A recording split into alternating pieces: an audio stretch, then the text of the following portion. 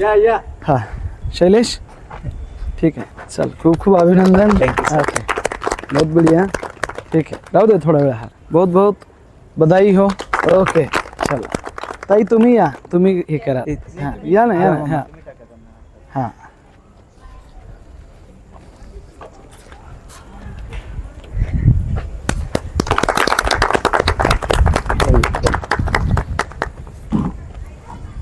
नमस्कार सर्व पालक आणि विद्यार्थी मित्रांनो, मी आहे तुमचा doctor Bhaskar Shinde, AIB classes Chhatrapati Sambhajinagar. आज मी आहे बजाज नगर छत्रपती संभाजीनगर येथे आणि तुफानातील दिवे जो आपला कार्यक्रम आहे, ज्याच्यामध्ये आपण नीट मधील जे गुणवंत विद्यार्थी आहेत त्यांच्या संघर्ष गाथा YouTube द्वारे तुम्हाला दाखवत आहोत. आणि हा जो कार्यक्रम आहे तुफानातील दिवे संघर्षाकडून अस्तित्वाकडे, ही संघर्ष गाथा क्रमांक 2 आहे, एपिसोड 2 आहे. मी आहे शैलेश दुबे, हा जो विद्यार्थी आहे त्याच्या घरी. हा विद्यार्थी माझ्यासाठी खूप खास आहे. त्यामागचं कारण असं आहे, कारण की शैलेश ज्यावेळेस अभ्यास करत होता मला माहित होतं की हा खूप ब्राईट स्टुडंट आहे, पण काही चुका झाल्या आणि 1 मार्कानं शैलेशचं MBBS राहिलं. त्यांनी परत प्रयत्न केला आणि आता त्याचा नंबर म्हणजे government medical college Sindhudurg MBBS first इयरच्या वर्गामध्ये शिकत आहे. आणि मी आज शैलेशच्या घरी आलेलो आहे आणि शैलेशचे मम्मी पप्पा किंवा त्याचे जे शेजारी वगैरे आहेत नातेवाईक, या सगळ्यांचं आपण बोलणार आहोत. त्यांनी कशी त्याला साथ दिली, 2 वर्ष घरामध्ये कसं वातावरण होतं, एकंदरीत त्याला कशा अडचणी आल्या, ह्या सगळ्या गोष्टीचा आपण डिटेलमध्ये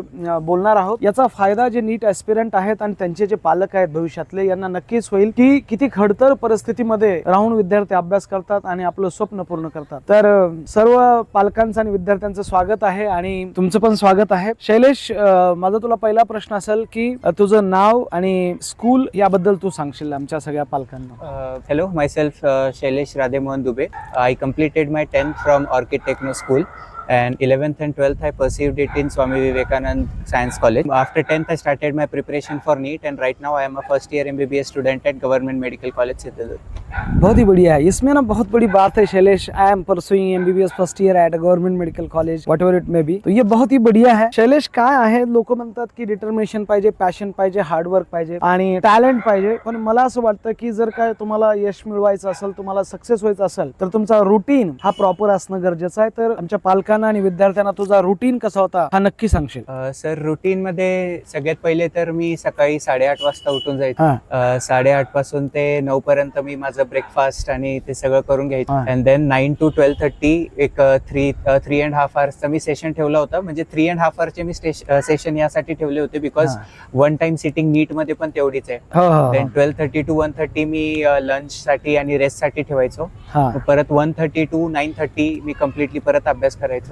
9:30 to 10:30 परत ब्रेक रात्री आणि मग परत रात्री 10:30 ते रात्री 3:30 मी अभ्यासच करायचो. बरं. आता हे जे यश मिळालंय शैलेश, हा त्याला 585 मार्क आहेत 2023 मध्ये आणि तो गव्हर्नमेंट मेडिकल कॉलेज सिंधुदुर्ग इथे त्याचा नंबर लागलेला आहे. तर शैलेश, याच्यामध्ये पालकांचा काय रोल आहे तुझ्या यशामध्ये? आय थिंक की मॅक्सिमम माझ्या जर्नीमध्ये तर जे मार्क्स आणि प्रिपरेशन आहे ते तर माझं रोल होतं, पण त्याच्यात पण मला throughout the journey motivated ठेवणं, त्याच्यात मला कंटिन्युअसली बूस्टअप करणं की नाही, you can do it, you have to do it. आणि परत माझे कधी मार्क कमी आले मॉक टेस्ट मध्ये तर माझ्या मागं लागणं आणि मला हे सांगणं की नाही एवढे कमी का आले, जास्त वा आले पाहिजे. आणि असं पण नाही की जास्त आल्यावर खूप ओव्हर बूस्ट केलं की नाही आता तुझं होऊनच जाणार आहे. तरी मला एक चेक पॉइंट होते ते की मी कधी जास्त ओव्हर कॉन्फिडेंट झालो तर वापस खाली आणणं आणि खाली असलो तर वरती नेणं आहे त्यांचंच काम. ओके, तर मी सरांकडे जातो. सर, मैं आपसे पूछना चाहूंगा कि आपका बेटा अभी डॉक्टर बनने जा रहा है, वो MBBS फर्स्ट ईयर में पढ़ता है, तो आपको कैसा लगता है अभी? मतलब पहले कैसा था और अब क्या कैसा फीलिंग है? बहुत अच्छा लगता है. और मैं स्टार्टिंग से यही बोलता था, तू टेंशन मत लेना जो है, हाँ बिल्कुल रिलैक्स होकर स्टडी करो जो है. हाँ. और जो कॉलेज के टीचर रहे हैं बिगिनिंग से ही, 10th में, 9th में, 7th में, जो भी बिगिनिंग से ही जो है इसके सब कॉलेज के टीचर सब अप्रिशिएट करते थे. बीच बीच में मैं उनसे इंटरेक्ट भी करता था, बाई फोन या पर्सनली जाकर मिलता भी था, फीडबैक लेता था कि कैसा चल रहा है जो है. और मैं ये बोलता था भाई मेहनत से पढ़ो जो है, बस इतना ही बोलता था जो है. ओके, ठीक है. और मतलब ये जो है आप दोनों में से, इसकी मम्मी भी यहाँ पे है, ज़्यादा कौन ध्यान देता था इसकी पढ़ाई के ऊपर? ज़्यादा ध्यान उनकी मम्मी देती थी जो है. ओके. तो अपने ऑफिस के काम में बिजी रहता था जो है. हाँ हाँ हाँ. मैं ज़्यादा ध्यान नहीं दे पाता था. ओके. और जो नर्सरी या LKG UKG में तभी से इनकी मम्मी ही केयर करती थी। ओके ठीक है मम्मी जी, मैं आपसे पूछना चाहूँगा। ओके ठीक है, हाथ में भी पकड़ा तो भी चलेगा। हाँ ठीक है। हाँ तो पूरा जर्नी बताइए, इसका कैसा स्ट्रगल रहा, कैसा इसने पढ़ाई की और आपने मतलब कैसा उसको सपोर्ट किया। हमारे पेरेंट्स यहाँ पे बहुत लोग ये सुनते हैं, ये जो स्टोरी है बहुत सारे लोग ये सुनेंगे तो उनको भी एक लगना चाहिए कि एक माँ का रोल क्या होता है। तो प्लीज़। बच्चों के लिए तो एकदम साथी की तरह होना ओके। माँ डांटती भी है, हाँ। लाड भी करती है, हाँ। प्यार भी करती है। हाँ। लेकिन उनका रोल ऐसा होना चाहिए बच्चे के ऐसे घुल मिल जाए तो अपनी कोई भी समस्या हो वो माँ को तुरंत बता दे। ओके। ऐसा बच्चों के साथ रहें। हाँ हाँ कोई भी हो, छोटा भी था, जब छोटा था नर्सरी में पढ़ता था, हाँ। जाता था तब आता था, मैं पहले तुरंत पूछती थी क्या पढ़ाई हुई, एक हाँ। पढ़ाई हुई, ये पढ़ाई है, टीचर इसने पढ़ाया, इसने डांटा, हाँ। ऐसे खाया, सब पूरी स्टोरी में से शुरू से लेकर स्कूल का पूरा बताता था। ओके। और बताने के बाद फिर बोलता था मम्मी क्या मैं होमवर्क करता हूँ तो मुझे खाना खिला। हाँ हाँ ओके। होमवर्क करता हूँ खाना खिला दो, फिर ऐसे ही पढ़ते अपना आगे चला गया। जब ये नीट की तैयारी कर रहा था मम्मी जी, तो ये मतलब सुबह कितने बजे उठता था, कैसे यहाँ से सिटी में जाना होता था, बजाज नगर से? जाना होता था तो ये सुबह 5 बजे यहाँ घर से निकल जाता था। सुबह 5 बजे? हाँ मैं हाँ। 4 बजे उठती थी क्योंकि हाँ। टिफिन बना के देती थी। हाँ ये सब लोग सुन लो, ये खुद 4 बजे जग जाती थी और ये सुबह 5 बजे। जो भी बच्चे अभी मतलब 8 बजने के बाद भी पेरेंट्स को बोलना पड़ता है कि अभी उठ जा बेटा, ठीक है स्कूल में जाना है या क्लास में जाना है, तो उन लोगों का कुछ नहीं होने वाला है। ये सेल्फ होना चाहिए, ये खुद के सपने अगर पूरे करने हैं तो आपको अलार्म की ज़रूरत नहीं है, आपके दिमाग में अलार्म बजता रहता है तो बहुत बढ़िया है ये, क्योंकि ये खुद का सपना था उसका कि हाँ। उसको डॉक्टर बनना है। 5 बजे वो यहाँ घर से निकल जाता था और 6 बजे अपने क्लास में पहुँच जाता था। हाँ और फिर ओके। क्लास में शाम को 6 बजे आता था। हाँ। बस आता था, थोड़ा सा किया, 8-9 बजे खाना खाया, फिर हाँ। 10 बजे से लेकर 3:30 बजे रात तक पढ़ता था। रात के 3:30 बजे तक वो पढ़ता था।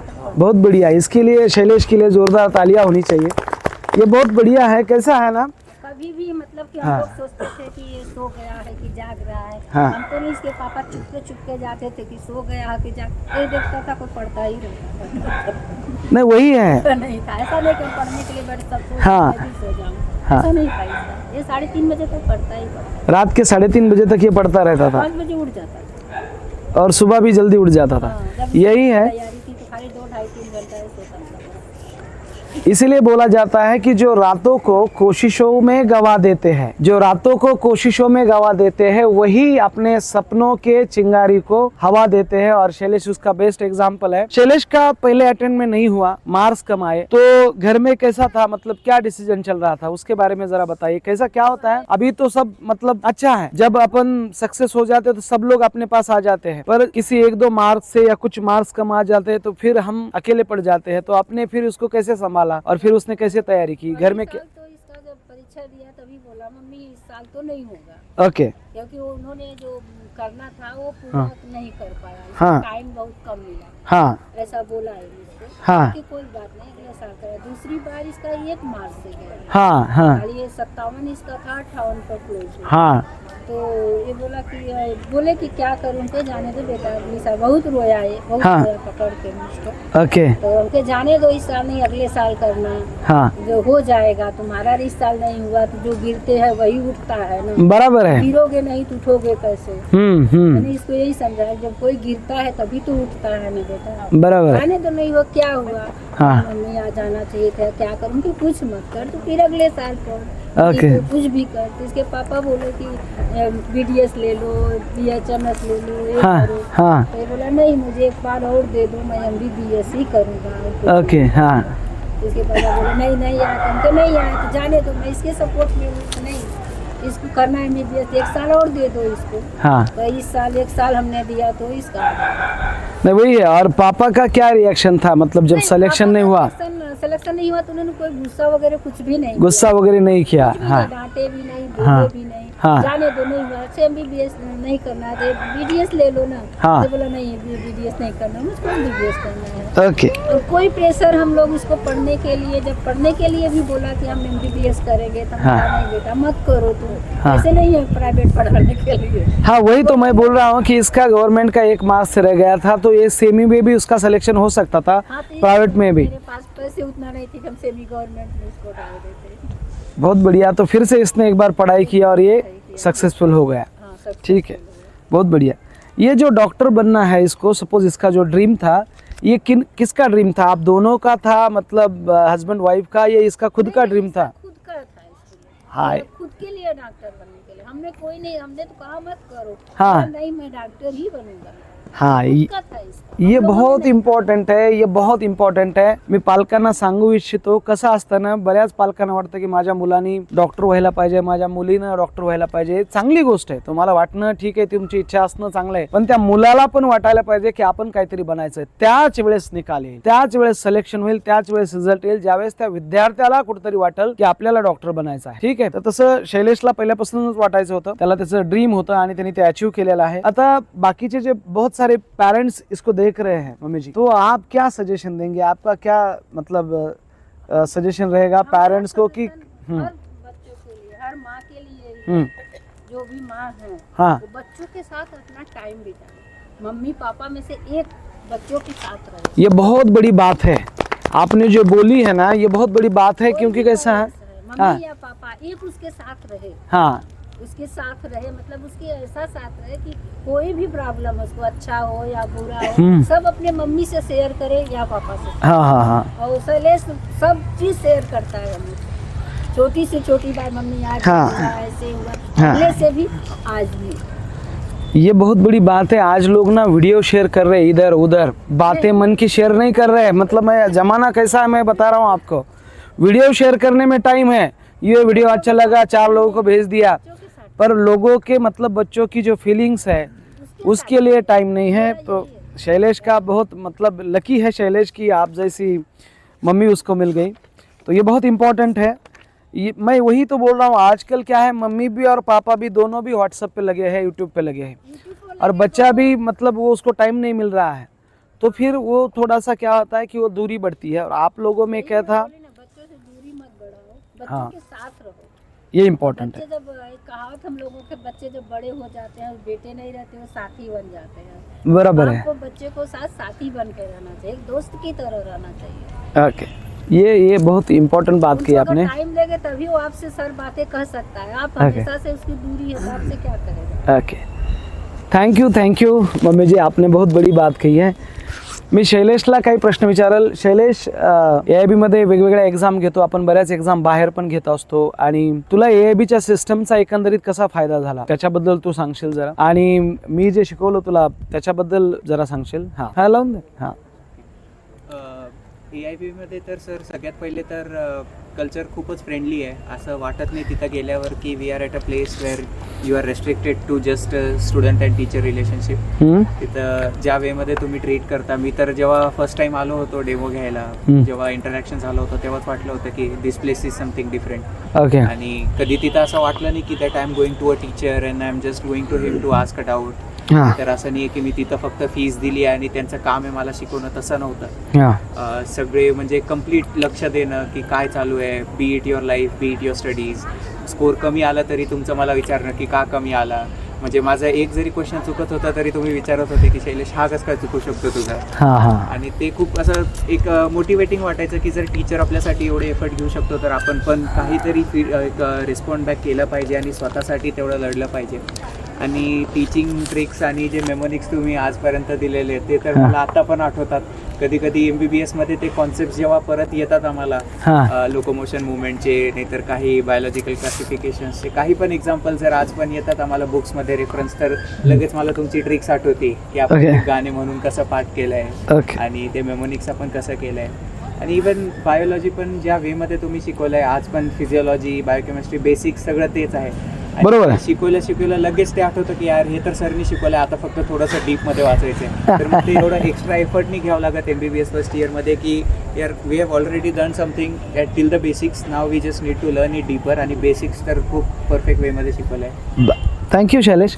आपण DNRP घेत असतो AIB मध्ये, डेली NCERT रीडिंग प्रोग्राम, ज्यामध्ये NCERTची प्रत्येक लाईन मी क्लिअर करत असतो आणि त्यावर MCQ कसा बनल, नीटमधले एक्झामिनर त्यावर कसे प्रश्न बनवतील.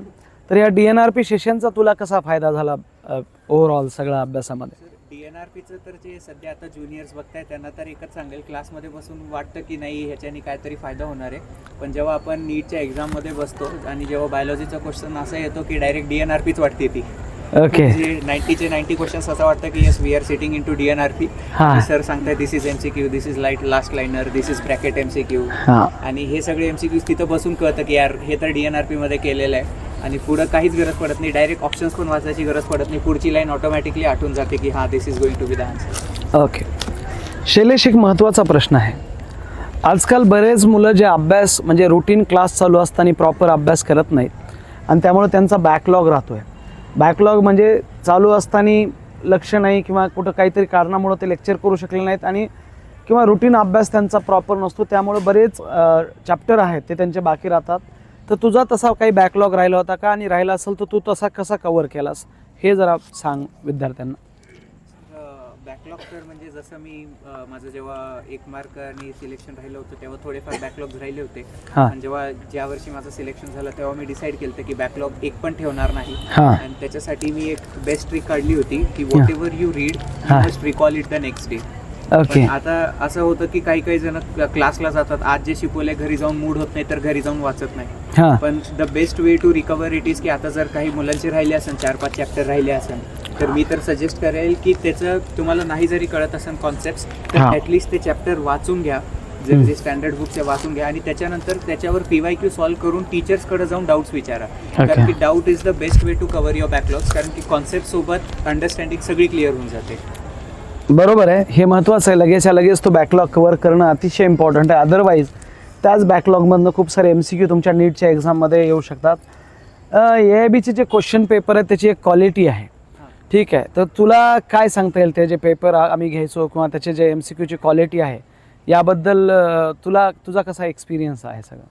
AIBचे MCQs जेव्हा मी सॉल्व्ह करत होतो एस्पेशली बायोलॉजीचे, तेव्हा अशा लाईनवरून MCQ यायचे की कधी कधी वाटायचं ही लाईन आहे का NCERT मध्ये. आणि जेव्हा तुमच्याकडे आम्ही डाऊट विचारायला यायचो तेव्हा कळायचं की हा ही लाईन आहे NCERT मध्ये. तर जर AIBचे सगळे पेपर दिले तर असं वाटणारच नाही की NCERT नवीन आहे, NCERT पण वाचलीच नाही. वाचली जरी नाही NCERT तरी फक्त AIBचे पेपर जरी दिले तरी complete NCERT line to line cover होऊन जाते. ओके. शैलेश, 3 महत्त्वाचे प्रश्न आहेत आता की फिजिक्सचा अभ्यास कसा केला, काय अप्रोच असायला हवा फिजिक्सचा, आणि तू कसा अभ्यास केला ज्यामध्ये जास्तीत जास्त मार्क्स येतील. आजकाल फिजिक्स NCERT बेस्ड पण विचारत आहेत, तर तुझा काय अप्रोच होता फिजिक्स बाबतीत? फिजिक्स तर सर सगळ्यात पहिले तर fundamentally it is not a subject to run to do रट्टा, नाहीतर त्याला फक्त लर्न आउट करून करण्यासारखा सब्जेक्ट नाही आहे. You can learn only physics Wien you solve it. तर सगळ्यात पहिले तर क्लासमध्ये जे कॉन्सेप्ट शिकवत आहेत त्याला एक परफेक्टली समजून घ्या. कम्प्लीट 100% अटेन्शननी जर तुम्ही क्लासमध्ये लक्ष दिलं तर 80% of your job is done in the class it self. 20% job उरतो, 10% is all about your question practice. जेवढी जास्त क्वेश्चन प्रॅक्टिस होईल तेवढं जास्त रिव्हिजन हे होईल, फायदा होईल. आणि जो रिमेनिंग 10% आहे it is all about how many times you revise. आणि रिव्हिजन पण फिजिक्सचा असा नाही की फक्त कॉन्सेप्ट वाचले आणि सोडून दिलं. You need to solve the questions again. असं करायचं की टेस्टमध्ये जे चुकले ते परत सॉल्व्ह करायचं, क्वेश्चन प्रॅक्टिसमध्ये जे चुकले ते परत सॉल्व्ह करायचं. मग रिव्हिजन प्लस प्रॅक्टिस आणि क्लासमध्ये अटेन्शन इज द ओनली की फॉर फिजिक्स. ओके. त्यांनी खूप महत्त्व सांगितलं, 3 गोष्टी सांगितल्यात. 100% तुमचं फोकस पाहिजे ज्यावेळेस तुम्ही लेक्चरला बसलाय त्यावेळेस. आणि दुसऱ्या गोष्टी 2 की तुम्ही क्वेश्चन प्रॅक्टिस केली पाहिजे फिजिक्समध्ये. अदरवाईज ते रट्टा करून पाठ करून तो सब्जेक्ट जमणार नाही तुम्हाला. फिजिक्स हा नीटमध्ये एकदम डेंजर सब्जेक्ट आहे असं मुलांना वाटतं, पण जर का तो तुम्हाला समजत असेल तर त्यासारखा सोपा पण सब्जेक्ट नाही आहे. केमिस्ट्रीचा कसा अभ्यास केलास, केमिस्ट्रीमध्ये तुला किती मार्क्स आहे टोटल आणि त्याचा कसा अभ्यास केलास शैलेश? ॲग्रिगेटच सांगतो 585. हां मला फिजिक्स 175 होते, केमिस्ट्री 100 होते आणि बायोलॉजी 310 होते. क्या बात आहे. हां. तर केमिस्ट्रीमध्ये असं होतं की केमिस्ट्रीमध्ये फर्स्ट तर ऑर्गॅनिक एक मेजर चंक होल्ड करतं हा. केमिस्ट्री. हा. फॉर ऑर्गॅनिक 5 बेसिक थिंग्स करणं गरजेचं आहे. हा. GOC1, GOC2, reaction mechanism, redox reactions जेवढे पण आहेत, ऑक्सिडेशन अँड रिडॉक्स रिॲक्शन आणि नेम्ड रिॲक्शन्स. जर ही गोष्ट झाली तर 15 पैकी 8 क्वेश्चन्स ऑर्गॅनिकचे होऊन जातात. ओके. आणि बाकीचे जे 8 क्वेश्चन्स आहेत topics like biomolecule, chemistry in everyday life, ते फक्त रटावं लागतं, त्याला काही ऑप्शन नाही आहे. हा. पण ते अंडरस्टँडिंगनी रटायचं. असं नाही की आज जर एमॉक्सिसिलिन सांगितलं तर नॅरो बँड आहे का वाईड बँड आहे ते कळत नाही पुढे जाऊन. तर हा. कॉन्शियस लर्निंग पाहिजे त्याची. इनऑर्गॅनिकमध्ये there are more than 350 reactions. माझी बेसिक एक आयडियोलॉजी ही होती की जर रिॲक्शन्स लर्न आउट करायचे तर पहिले तर रिॲक्शन समजा. त्याच्यासाठी इनऑर्गॅनिकचं periodic table, chemical bonding, coordination chemistry हे परफेक्ट पाहिजे. ओके. जर हे 3 चॅप्टर तुमच्या ग्रोथ ग्रीपमध्ये आहेत हां. Then inorganic would be easy. फक्त रिॲक्शन्स पार्ट करायचं पार्ट राहतो आणि रिॲक्शन्स पण PYQ मध्ये जे रिपीट होतात तेवढेच येतात. एक्स्ट्रा रिॲक्शन्स काही नवीन येत नाही. ओके. आणि physical chemistry question practice is the only thing that supports. Okay. आणि जसं फिजिक्स आहे तसं फिजिकल केमिस्ट्री आहे. जसं फिजिक्स आहे तसंच फिजिकल केमिस्ट्री आहे. आणि बायोचा कसा अभ्यास केलास, बायोचा तुला कसा फायदा झाला एकंदरीत, NCERT किती इम्पॉर्टंट आहे ते पण एकदा सांगशील? सर बायोसाठी तर मी जेवढं तुम्ही म्हणलं होतं तेवढंच केलं होतं. हां. बी it from day 1 of 11th or हां. 10th हां. बायो तेच केलंय. आणि NCERT मी खूप मल्टिपल वेळेस वाचलेली आहे. हां. लाईक की 25-30 टाइम्स मी NCERT वाचलेली आहे. ओके. आणि एवढी इन डेप्थ वाचलेली की मला एक लाईन आज पण, मला 1 वर्ष झालं NCERT ला हात लावून, तरी एक हां. लाईन मला आज पण आठवते की NCERT ची ती लाईन कुठं होती म्हणून. ओके. Thank you so much. आणि जे फ्युचर ॲस्पिरंट आहेत शैलेश, जे तुझ्यासारखं डॉक्टर बनायचं स्वप्न घेऊन अभ्यास करत आहेत, त्यांना काय सजेशन देशील? त्यांच्यासाठी काय मेसेज असणार आहे तुझा? सजेशन इज की first is accept your failures. हां. Accept that you failed. Not accept that you failed डिमोटिवेशनसाठी, but accept it for understanding what mistakes you did. हां. Embrace your mistakes, work on it, and then you will be successful. Second is consistency is the only key to crack your selection. असं चालणारच नाही की तुम्ही एक दिवस अभ्यास केला, एक दिवस नाही केला, तर तसं चालत नाही. रोज तुम्ही 2 तास जरी केला पण करा. आज कुठं बाहेर गेले पण एकदा ॲटलिस्ट घरी येऊन पुस्तक तरी उघडा. That is more important. Consistency is the only की. शैलेश, बरेच विद्यार्थी आहेत ही परीक्षा म्हणजे डॉक्टर बनण्यासाठी रिपीट करतात, आणि ही हिंमत जुटवणं खूप मोठी गोष्ट आहे. आपण हरलेला असतो, सगळे नातेवाईक वगैरे थोडंसं वेगळ्या नजरेने आपल्याकडे बघत असतात, आणि कुठंतरी कॉन्फिडन्स आपला डळमळलेला असतो. तर जे विद्यार्थी रिपीट करणार आहेत त्यांना तू काय सजेशन देशील? ती हिंमत कुठून आणायची की परत चला आपल्याला 1 वर्ष परत लढायचं आहे आणि आपलं जे स्वप्न आहे डॉक्टर बनायचं ते कंप्लीट करायचं, ती हिंमत नेमकं येते कुठून? आणि तू कशी ती हिंमत जुटवलीस आणि नंतर पुन्हा परत एकदा प्रयत्न केलास, हे एकदा सांगशील? सर याच्यात 3च गोष्टी हेल्प करतात. हां. First is your self belief. हां. आणि जर तुम्हाला तुमचं गोल क्लिअरली माहिती आहे हां. की मला MBBS करायचंच आहे, हो हो, तर ते म्हणजे करायचंच असतंय. खरं है. त्याच्या पुढे कोणताच मोटिवेशन नाहीये. क्या बात है, जर ये बहुत इम्पोर्टेंट है.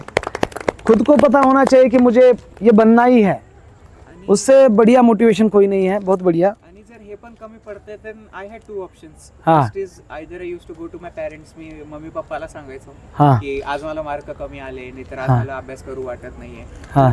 सेकंड टाइम इथं सगळ्यात मेजर रोल येतो पॅरेंट्सचा.